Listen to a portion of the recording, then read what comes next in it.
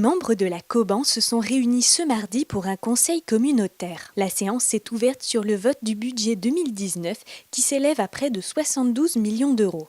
2 millions sont déjà destinés au budget annexe transport, 1 515 000 pour le budget déchetterie professionnelle et 11 25 181 € pour les zones d'activité économique. Malgré les projets de travaux de voirie, la création de pistes cyclables et du nouveau siège de la COBAN, il a été décrété que les taux d'imposition resteraient inchangés pour tous les citoyens.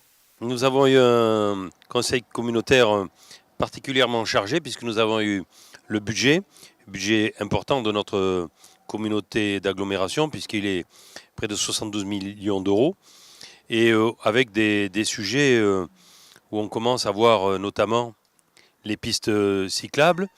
On voit les prémices des travaux qui vont démarrer pour l'aménagement des locaux de la communauté d'agglomération dans son siège de l'avenue des Colonies. Et ensuite, pour les transports, on a bien vu que nous prenons la compétence des transports, que ce soit pour les scolaires, que ce soit toutes les conventions qui ont été signées, mais qui entraînent des ajustements financiers avec le Conseil régional Nouvelle-Aquitaine.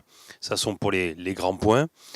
Également important pour nous, les zones d'activité, puisque nous en avons pris la compétence. Et là, en dehors des travaux que nous assumons pour les voiries, là, nous avons la zone de Régano sur la commune de Marcheprime, où nous allons créer en coopération avec la mairie un giratoire pour l'accessibilité de cette zone, mais également l'aménagement elle-même, la zone, et donc nous avons fixé les tarifs.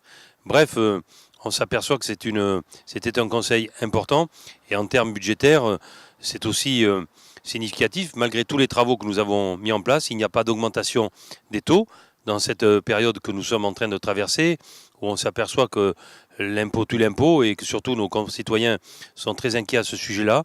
Nous, tant qu'il n'y a pas de compétences supplémentaires transférées et surtout de fiscalité transférée, écoutez, on n'y touche pas. Et donc pour l'instant, la communauté d'agglomération restera en l'état en ce qui concerne les taxes.